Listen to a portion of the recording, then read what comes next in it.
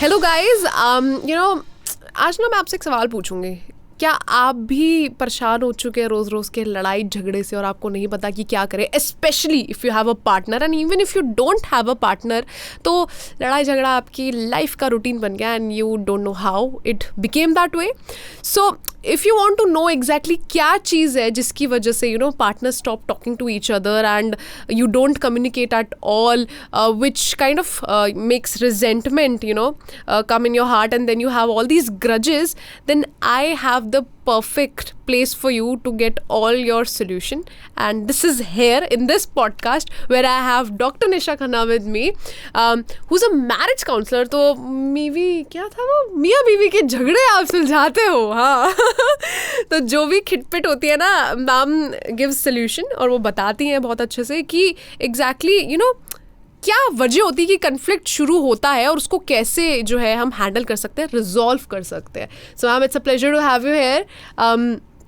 बहुत सारे सवाल हैं मेरे, तो शुरुआत करते हैं मेरे पहले सवाल से. डॉक्टर निशा मुझे बताएंगी कि जैसे हम लोगों की रिलेशनशिप होते हैं, उसमें लड़ाई होती है, झगड़ा होता है, तो उसमें क्या होता है कि पार्टनर्स ना बड़े ऐसे अपने ऊपर ले लेते हैं और फिर वो बात नहीं करते, कम्युनिकेट नहीं करते, और फिर वो लड़ाई लंबी चलती जाती है. It's like a cold war. तो उससे कैसे डील करना चाहिए, कैसे टैकल करना चाहिए उसे?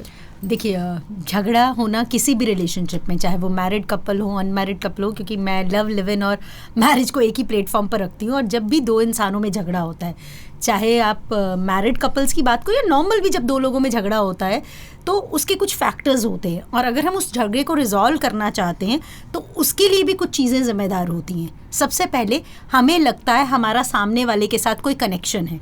अगर मैं कनेक्शन फील करूँगा या करूँगी तो मैं झगड़े को रिजॉल्व करने के लिए हिम्मत करूँगी. सो कनेक्शन के बाद सेकंड स्टेप आ गया करेज. अगर मैंने कनेक्शन फील किया, मुझे तुम्हारी ज़रूरत है, तो मैं उस झगड़े को रिजॉल्व करने की कोशिश करूँगी या कोशिश करूँगा. दूसरा, जब हमने हिम्मत दिखा ली उस झगड़े को रिजॉल्व करने की, तो तीसरा उसमें आ जाता है कंपैशन.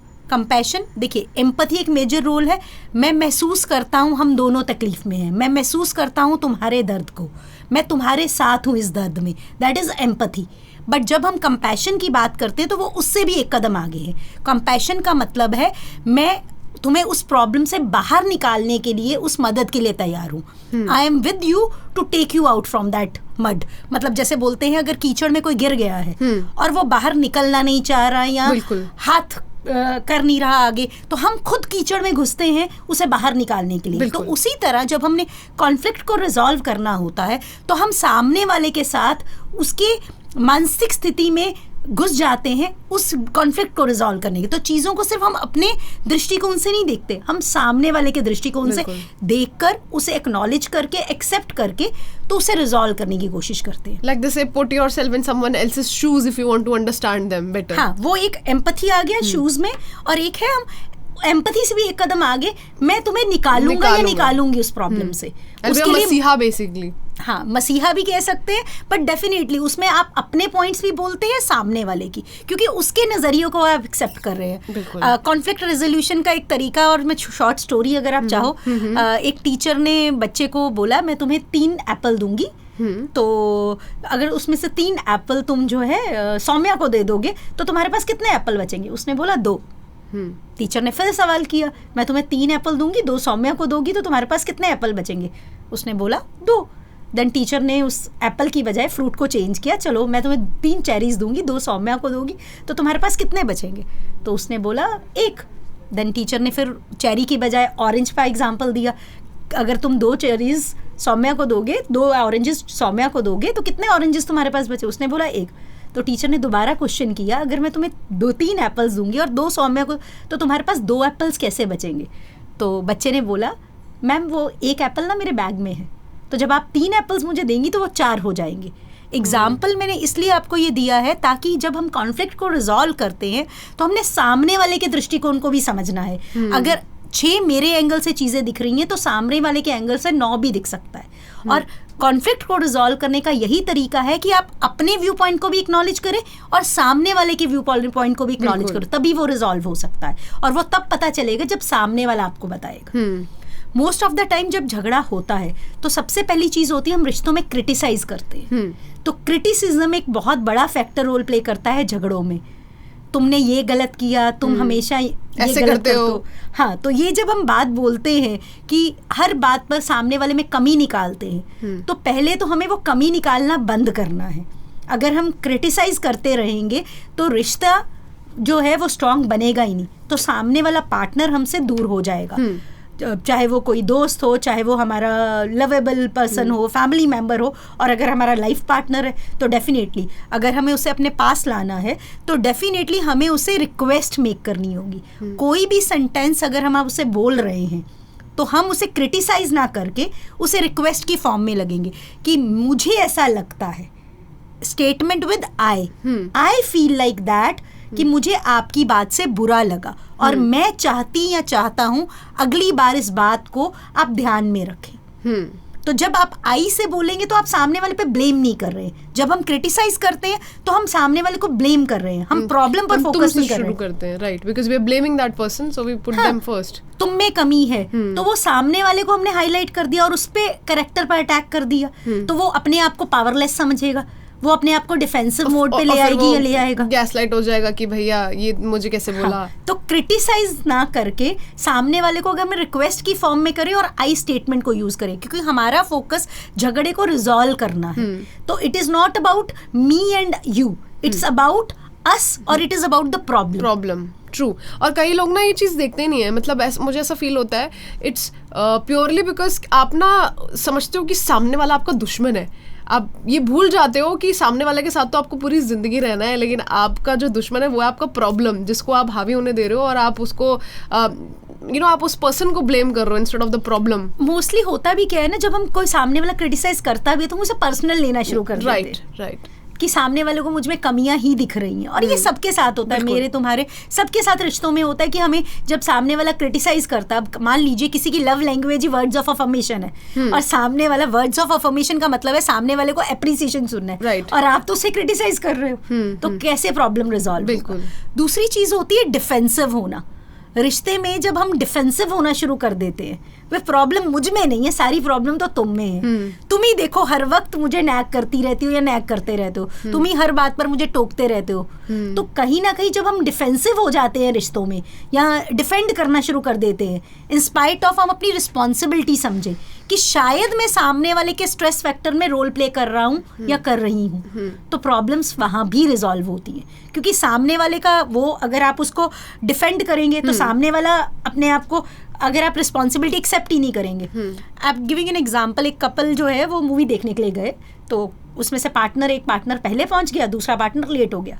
अब वो पार्टनर लेट पहुंचा तो उसको वो मूवी देखने का चांस था, तो उसने बोला कि तुम मूवी देखने अंदर चले जाओ, पर पार्टनर अंदर नहीं गया।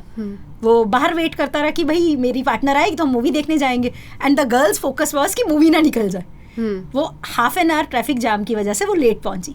अब वो पार्टनर, और वो जैसे ही पहुंची तो उसने बोला पार्टनर मुझे देखकर मूवी हॉल में घुस जाएगा, उसने ध्यान नहीं दिया। अब पार्टनर को इस बात का बुरा लगा कि मेरे को आपने एक्सेप्ट नहीं किया रिस्पॉन्सिबिलिटी, उसका मूड खराब हो गया कि आप घुसे सिनेमा हॉल में और आपने मेरी इमोशंस को एक्नॉलेज नहीं किया, मैं तो हाफ एन आवर से वेट कर रहा था। तो आप ये छोटी सी चीज जो मैं आपको बता रही हूँ कि आप डिफेंसिव हो गए, सामने वाले के एंगल से हम चीजों को नहीं देखेंगे, क्योंकि सामने वाले को लगा कि सामने वाला आके मुझे बोलेगा, सॉरी बोलेगा, मैं लेट हो गया, वेट करवाया। अब वो वेट करवाना ही था, ठीक है ट्रैफिक जाम में हो गया, बट सामने वाला सूथन चाह रहा था। तो एक्सेप्टिंग द रिस्पॉन्सिबिलिटी, कई बार कोई पार्टनर जो है थक कर काम से आता है, आप उसे कोई बात बोल देते हो और वो ओवर रिएक्ट करता है। Right absolutely. In fact I was आप माइंड भी रीड करते हो क्या यार साथ साथ? नहीं, ऐसा कुछ नहीं। I was actually going to come to that कि ये होता है कि कभी कभी हम थके हुए आते हैं काम से। अब मान लो हस्बैंड है तो वो भैया, अब वैसे ही वो ऑफिस की चिक चिक सुन के आया है, वो घर पे आया तो उसने बीवी की भी वो सुनी कि बीवी की हो सकता है बड़ी जेन्युइन बात बोल रही हो,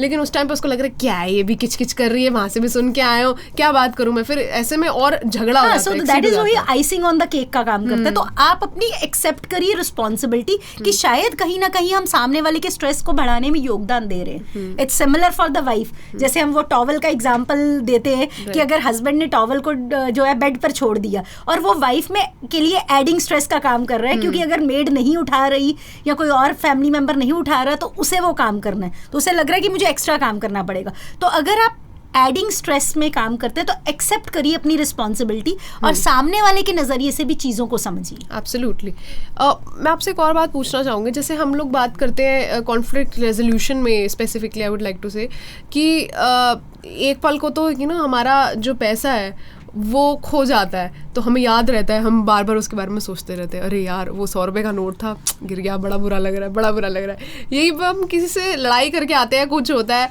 तो शायद उसके बारे में हम फिर भी इतना नहीं सोचते. हालांकि even if we are deeply connected, well क्या है, लड़ाई होगी, छोड़ो, इतना इमोशंस के लिए इतना बॉदर क्यों करना.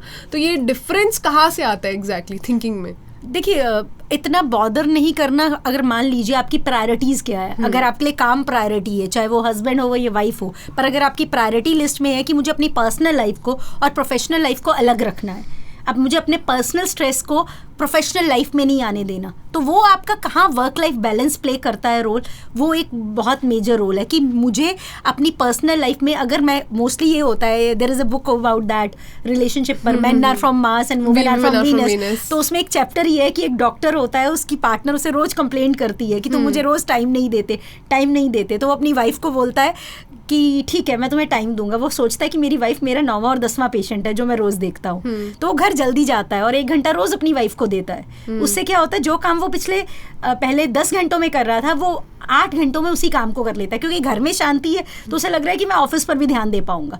Again it depends upon, again couple quality time कितना स्पेंड करते हैं. फिर वही क्वेश्चन उस पर आता है, अगर एक पार्टनर आपके साथ जा रहा है कि 6 घंटे मेरा पार्टनर मेरे साथ शॉपिंग पर भी जाए, मेरा पार्टनर मेरे साथ घूमने भी जाए, वो हर जगह अवेलेबल नहीं हो पाते. हाँ, तो जब अवेलेबल नहीं हो पाते, आई think so that is about realistic expectations. बिल्कुल, दैट इज वेरी अगर हमारी एक्सपेक्टेशंस रियलिस्टिक नहीं है, भाई वो आएगा घोड़े पे सवार होके और प्रिंस चार्मिंग बन के सारी बातें मानेगा, तो that is not true. And vice versa for the husband also, कि मेरी वाइफ जो है वो काजोल की तरह साड़ी पहन के रात बस को काम करती रहेगी, मुझे खाना खिलाएगी, मुझे और काम पे भेजेगी, and that is about it. हाँ, तो वो मुझे लग रहा है कहीं ना कहीं unrealistic expectations plays important role जब झगड़े होते हैं.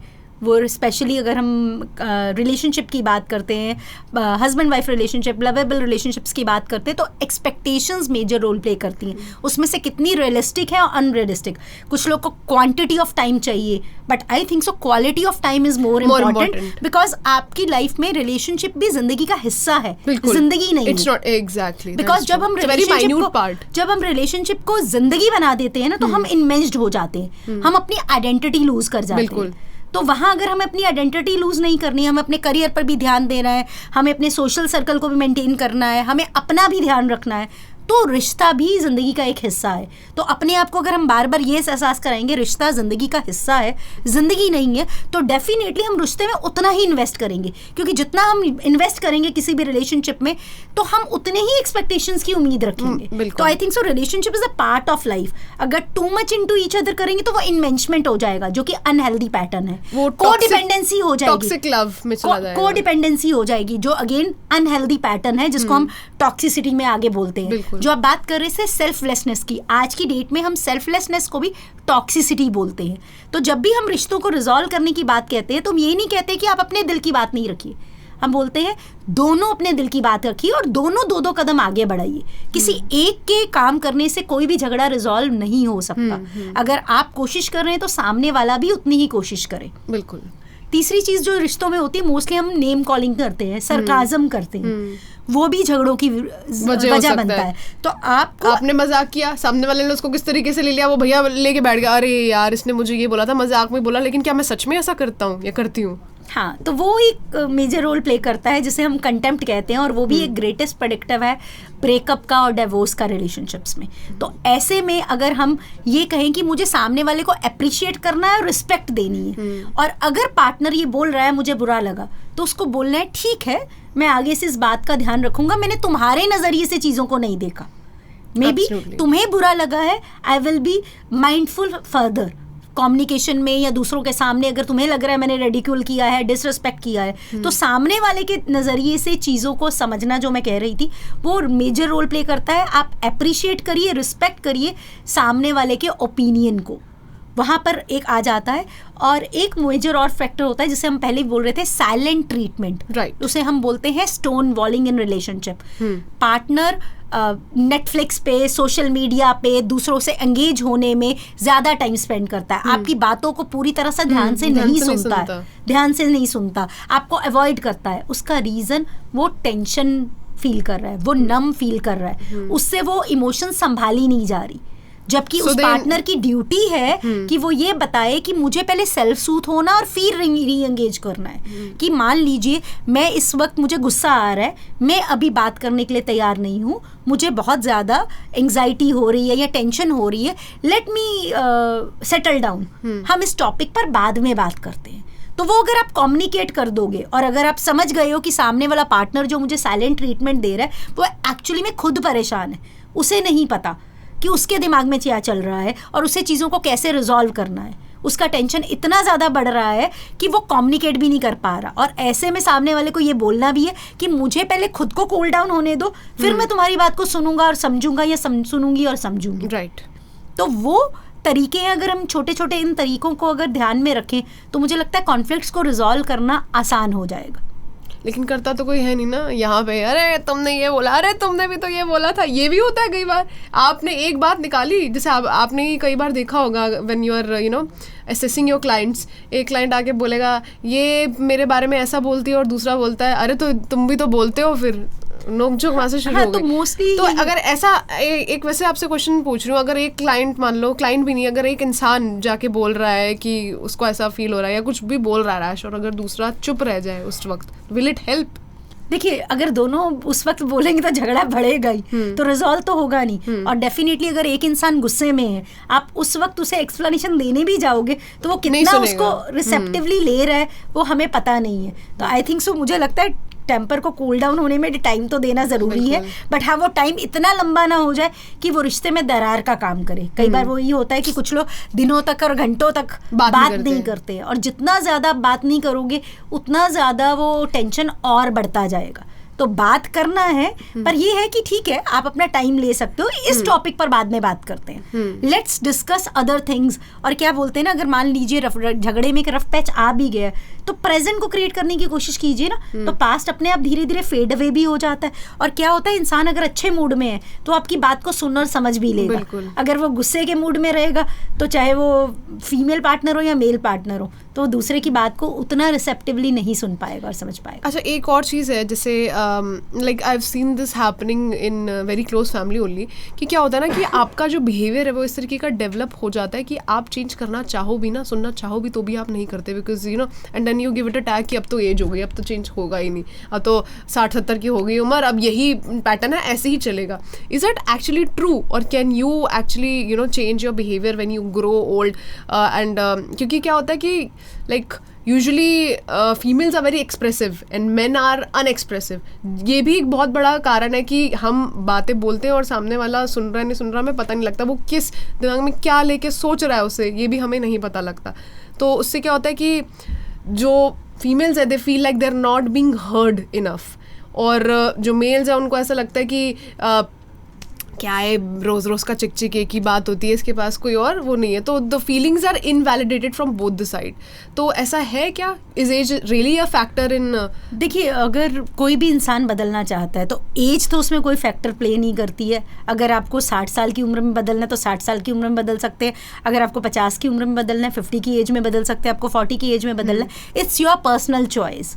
तो सीखने की कोई उम्र नहीं होती अगर आप ओपन टू लर्निंग हो। जैसे अगर आप लेट सीखे तो डेफिनेटली हमारी कुछ लर्निंग और मोटर स्किल्स कम हो जाती हैं, वक्त के साथ हमारी बॉडी की फ्लेक्सिबिलिटी कम हो जाती है। पर बहुत सारे लोग हैं, कभी भी कुछ भी नया सीखा जा सकता है, उसके लिए ओपन होना ज़रूरी है। और अपनी इमोशंस को लेकर ओपन होने में, चाहे वो मेल है या फीमेल है, आई वुड से हम बोलते हैं कि मेल ज़्यादा एक्सप्रेसिव नहीं होते, पर बहुत केसेस में फीमेल भी एक्सप्रेसिव नहीं होती। अगर स्पेशली हिंदुस्तान की बात करें, और 70% हिंदुस्तान में वुमेन वर्किंग नहीं है, वो हाउस वाइफ्स है, तो कहाँ उनकी वॉइस आउट होती है और उनको अवेयरनेस भी होता है कि मैं बोलना है कि नहीं बोलना।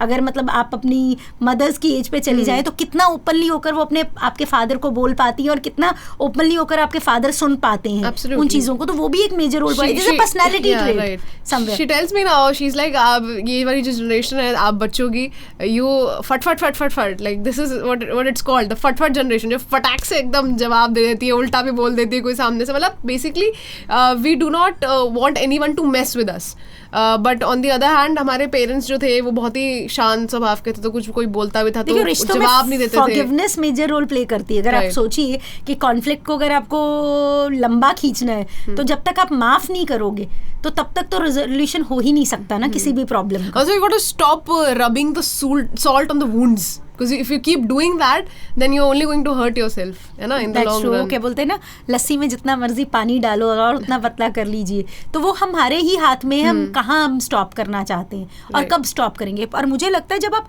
प्रेजेंट क्रिएट करोगे ना तो पास्ट के वुंड धीरे धीरे कवर अपने आप हो जाते हैं. बट कई बार क्या होता है, कुछ उस पास्ट की रट में ही कुछ लोग रहते हैं, वो ब्लेम गेम में चलते हैं कि तुमने ये किया, तुमने वो किया, चाहे वो इनफिडेलिटी का इशू हो, चाहे तुमने किसी काम में मदद ना किया हो, तुम उस वक्त मेरे साथ नहीं थे जब मैं प्रेग्नेंट थी, जब मैं हॉस्पिटल में थी. तो वो जो चीजें, छोटी छोटी बातों को अगर हम लेकर बैठे रहेंगे तो जिंदगी तो आगे नहीं चल सकती. तो बिल्कुल रुक जाएगी. तो मतलब मुझे लग रहा है कि एक वक्त तक आके, मैं फिर वही कहती हूँ कि हम सब एडल्ट हैं, 18 साल 20 21 साल 25 साल, हम कितनी सालों तक अपने पेरेंट्स को, अपने सर्कमस्टांसेस को, अपनी चीज़ों को ब्लेम करते रहेंगे और फिर पार्टनर को ब्लेम करेंगे. एक जोक भी है ना, हम शादी इसलिए करवाते हैं किसी एक चीज़ के लिए हमें ब्लेम करना होता है तो पार्टनर ही होता है. राइट. एक और जोक भी है, आपको पता है, लव में, मतलब मैरिज में, लव मैरिज नहीं करनी, मुझे अरेंज मैरिज करनी, क्योंकि कल को अगर कुछ गड़बड़ हुई तो मेरे माँ बाप को मैं ब्लेम करने लायक रहूंगी, आपकी वजह से हुआ है. वो एक ब्लेम फैक्टर जो होता है कि हम सामने वाले को ब्लेम करते. तो मुझे लगता है कहीं ना कहीं हम रिस्पॉन्सिबिलिटी समझ लें कि हमारी जिम्मेदारी है, तो मुझे लगता है चीज़ें उसमें बहुत आसानी से रिजॉल्व हो सकती हैं, चाहे पेरेंट्स के, चाहे चाइल्डहुड इश्यूज हो, कुछ भी इश्यूज हो. तो जिन लोगों को ट्रॉमा होता है कि उनके साथ ऑलरेडी ये चीज़ हो रखा है और they have a very tough time opening up, तो उनके लिए क्या एडवाइस है, क्या करना चाहिए? मतलब because they won't talk and obviously they won't open up, so you won't know कि क्या चल रहा है. तो कॉन्फ्लिक्ट रिजॉल्व करना तो दूर, कॉन्फ्लिक्ट के बारे में ही पता नहीं लगेगा आपको. तो मुझे वहाँ लगता है इंडिविजुअल कंसल्टेशन का ज़्यादा रिक्वायरमेंट है एज अ कपल, क्योंकि क्या है, अगर आपके चाइल्डहुड इश्यूज है, फैमिली इश्यूज है, another thing, there are 2 types. One is that person is consciously not telling. जैसे हम, for example, if I am an introvert, मतलब अगर कोई बात करेगा तो यार ये बात तो करती है, because I am not a shy person. Right. I may be choosy with whom I have to talk. Right. But अगर शाइनेस आपका ट्रेट है, आप एजर्टिव नहीं हो रिलेशनशिप में, तो वो एक स्किल सेट है जिसे सीखा जा सकता है. अपनी इमोशंस को फील करके, मतलब कुछ लोग ये बोलते हैं मैं नहीं बोलूंगा और नहीं बोलूंगी, that's your conscious choice. You do not want to learn that skill set. जैसे अगर आपको ड्राइविंग करना नहीं सीखना, आपकी कॉन्शियस चॉइस है. सही बात है. आपको एक्सरसाइज नहीं करना, आपकी कॉन्शियस चॉइस है. आपको अनहेल्दी खाना खाना, वो भी आपकी कॉन्शियस चॉइस है. उसी तरह अगर रिश्तों में एजर्टिव नहीं है तो एजर्टिव होना हमारी कॉन्शियस चॉइस है. हम उस चॉइस को लेना चाहते, नहीं लेना चाहते, वो हमारे हाथ में. झगड़े को रिजॉल्व करना भी हमारे हाथ में. हम करना चाहते और नहीं करना चाहते. तो मुझे लग रहा है जब हम करना चाहेंगे कुछ, तो वो कहते हैं जहाँ चाह वहाँ रहा. तो अगर झगड़े रिजॉल्व करने हैं तो चीज़ें अपने आप आसान हो जाएंगी. तो फिर वो जब हम चलना शुरू करते तो कारवां अपने आप मिल जाता है. बिल्कुल, क्या बात बोली आपने, ओहो शायरी. सो आई गेस गाइज हमें बहुत सारी चीज़ें पता लगी. एंड निशा, एक बात मुझे आपकी बड़ी अच्छी लगी कि आपका समझाने का तरीका बड़ा, मतलब टू द पॉइंट है. Like, because when you talk, you have all of these examples which you have already faced, and with your clients आपको कितने सारी चीज़ें भी सीखने को खुद के लिए भी मिलती होंगी. So it's a continuous process of learning. और जैसा निशा ने बहुत ही rightly state किया, if you want to resolve a conflict, you will do anything to resolve it, and if you don't want to, then you'll keep making excuses. And I think ये और भी बाकी चीज़ों के लिए भी valid है, be it your work, be it your love life, be it your social circle, हर चीज़ के लिए. So if you want to be a person जिसको लाइफ में एक्चुअली आगे बढ़ना है, तो ग्रजेस को छोड़ दो और actually start working on yourself, your self growth, your self esteem, because that's really important. And we had a lovely session with you ma'am, and we'd like to have you again in the future. So guys, अगर आपको ये session पसंद आया तो बस फिर क्या है, पसंद आया तो दोबारा इनको पकड़ के ले आएंगे, and we'll do this again. तब तक के लिए हमें अपना प्यार देते रहे, and yeah, keep watching us.